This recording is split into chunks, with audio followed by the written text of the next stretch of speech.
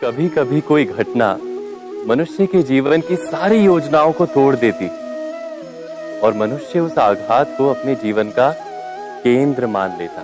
पर क्या भविष्य मनुष्य की योजनाओं के आधार पर निर्मित होते हैं? नहीं। जब मनुष्य जीवन में किसी एक चुनौती को, एक अवरोध को अपने जीवन का केंद्र मान लेता है, अपने जीवन की गति को ही रोक देता है, तो वो अपने जीवन में सफल नहीं बन पाता और ना ही सुख और शांति प्राप्त कर पाता। अर्थात जीवन को अपने योग्य बनाने के बदले स्वयं अपने को जीवन के योग्य बनाना ही सफलता और सुख का एकमात्र मार्ग नहीं।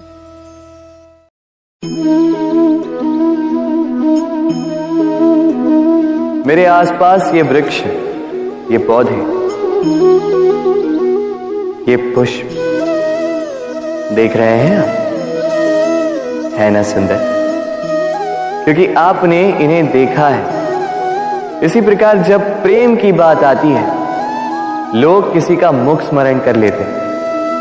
ऐसी आंखें, वैसी मुस्कान, तिरछी भ्रूकुटी, घने केश, पर क्या यही प्रेम का अस्तित्व है?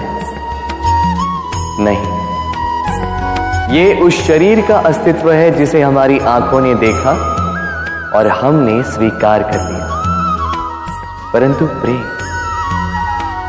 प्रेम भिन्न है।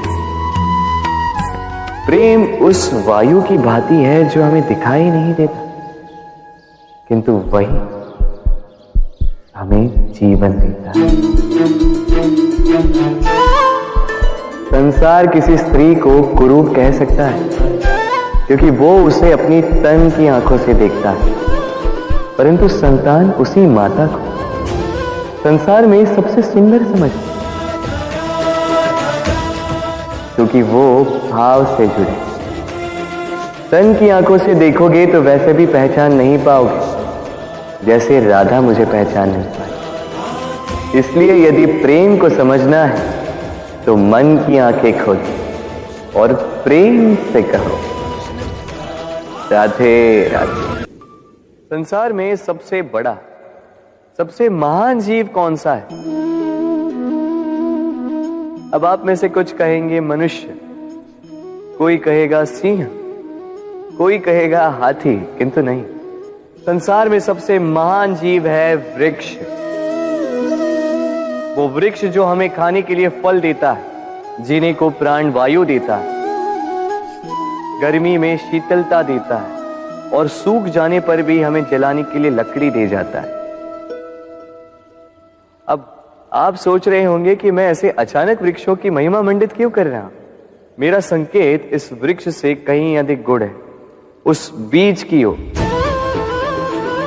जो ना आपको फल देता है, ना छाया, ना ही लकड़ी, बस धरती के अंदर और नमी से लड़ता हो, कुछ अंगुल नीचे बस जाता है एक वृक्ष को आकार देने के लिए।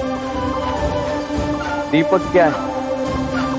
साधारण सा माटी का पात्र, किंतु जल बाती लेकर जब जलता है तो समस्त संसार को मार्गदर्शन देता है, महान बन जाता है। अब समझे, यदि महान बनना है तो कुछ करना होगा। कोई अंतर नहीं पड़ता कि आप छोटे हैं या बड़े, कुछ करेंगे तो कुछ बनेंगे। आप चलना प्रारंभ कीजिए,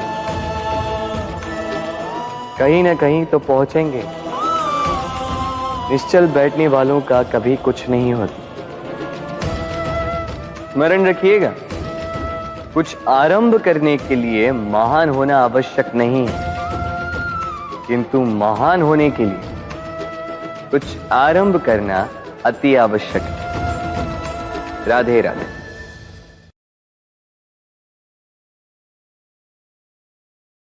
संसार में सबसे अधिक मूल्यवान धन क्या है? क्या वो स्वर्ण है जिसे आभूषण बना के हम धारण करते हैं, या वो हीरे मोती, वो रत्न है जिसे हम या तो मस्तिष्क में लगाते हैं या तो अंगूठी बनाकर पहनते हैं, या वो धन है जिसे हम संसार में जो भी चाहे खरीद सकते हैं? ये सब धन संपत्ति तो है, किंतु सबसे अधिक मूल्यवान ये नहीं। ये तो कोई भी आपसे ऐसे ही छीन सकता है, कोई चोर चुरा सकता है, कोई लुटेरा आपसे लूट सकता है। संसार में सबसे मूल्यवान धन वो है जिसे हम ज्ञान कहते हैं। इसे कोई आपसे छीन नहीं सकता, कोई लुटेरा लूट नहीं सकता, कोई चोर चुरा नहीं सकता, कोई राजा कर के रूप में आपसे ले नहीं सकता। ये आपके साथ ही रहता है। किंतु एक कार्य है जो आप कर सकते हैं, ये ज्ञान रूपी धन आप बांट सकते हैं। एकमात्र ऐसा धन है ये ज्ञान जो बांटने से और बढ़ता है। इसलिए जीवन में सदैव स्मरण रखिएगा, ज्ञान प्राप्त करने पर विश्वास रखिए, धन प्राप्त करने पर ये मन प्रसन्न होकर कहेगा राधे राधे। संसार में दो प्रकार के मार्ग होते हैं, उचित मार्ग और अनुचित मार्ग। एक शुभ की ओर ले जाता है, एक अशुभ की ओर ले जाता है। कई बार अज्ञानतावश जीवन में हम वो मार्ग चुन लेते हैं जो अनुचित होता है, फिर स्वयं को आश्वासित भी कर देते हैं कि अब यही मार्ग पर चलना होगा, यहां से लौट के जा नहीं सकते। किंतु यदि मैं आपको सत्य बताऊं तो वो केवल आपका भ्रम है। आप में बस संकल्प की थोड़ी कमी है, उसे जागृत कीजिए और बढ़ाइए। आप देखेंगे इस संसार में ऐसा कोई मार्ग नहीं है जहां से पुनः लौटकर आया नहीं जा सकता। ऐसी कोई सोच नहीं है जो बदली नहीं जा सकती। यदि आज इस क्षण भी आपको लग रहा है कि आप किसी अनुचित मार्ग पर हैं और आप शुभ मार्ग पर जाना चाहते हैं, तो वहां से मुड़िए, लौटिए, पुनः चौराहे पर आइए और वही मार्ग चुनिए जो आपके लिए शुभ है। थोड़ा समय लग सकता है, किंतु निश्चित रूप से आपका मंतव्य और आपका गंतव्य दोनों अधिक श्रेष्ठ हो जाएंगे। आइए और मेरे साथ प्रेम से कहिए राधे राधे। सिंह, देखा जाए तो सिंह वन का राजा है, किंतु जब सिंह को वन के राजा को भूख लगती है तो उसे भी बाहर आके कर्म करना पड़ता है। कोई मृग स्वयं सिंह के पास आके ये नहीं कहता कि अरे आप तो वन के राजा हैं, आप मुझे भोजन के रूप में स्वीकार कर लीजिए, मैं अपने प्राण दान देने के लिए सज्जन हूं। ऐसा तो नहीं होता। सिंह को गुफा से बाहर आना पड़ता है, वन में भटकना पड़ता है, घात लगानी पड़ती, हर प्रकार का परिश्रम करने के पश्चात उसकी भूख शांत होती। मृग स्वयं उसके पास चल के नहीं आता। वैसे ही जीवन में क्या सफलता हमारे पास चल के आती? कदापि नहीं आती। तब तक नहीं आती जब तक हम परिश्रम की ओर चलना आरंभ नहीं करते। अब चलना आरंभ कीजिए इस परिश्रम के पथ पर और आगे बढ़ते जाएंगे। जैसे जैसे आप परिश्रम की राह पर आगे बढ़ेंगे, सफलता स्वयं चल के आपके पास आएगी। तो जीवन में निरंतर प्रयास करते रहें, परिश्रम करते रहें, सफलता प्राप्त करें और मेरे साथ प्रेम से करें राधे राधे। सफलता और असफलता, मनुष्य का जीवन इन्हीं दो पहियों पर चलता रहता है, इसी के आसपास मंडराते रहता है। अब ये सफलता और असफलता अत्यंत लाभदायक भी हो सकते हैं, हानिकारक भी सिद्ध हो सकते हैं, निर्भर करता है मनुष्य पर।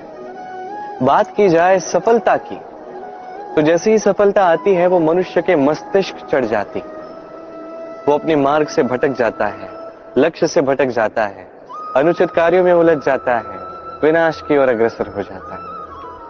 किंतु यही सफलता यदि वो मस्तिष्क से निकाल के हृदय में बसा ले, तो उस सफलता को अनुभव भी कर पाएगा, अपने कर्तव्य भी अनुभव कर पाएगा, सोचेगा कि कैसे इस सफलता से समाज का, चार लोगों का और भला कर सकूं, और वही सफलता उसके लिए वरदान बन जाएगी।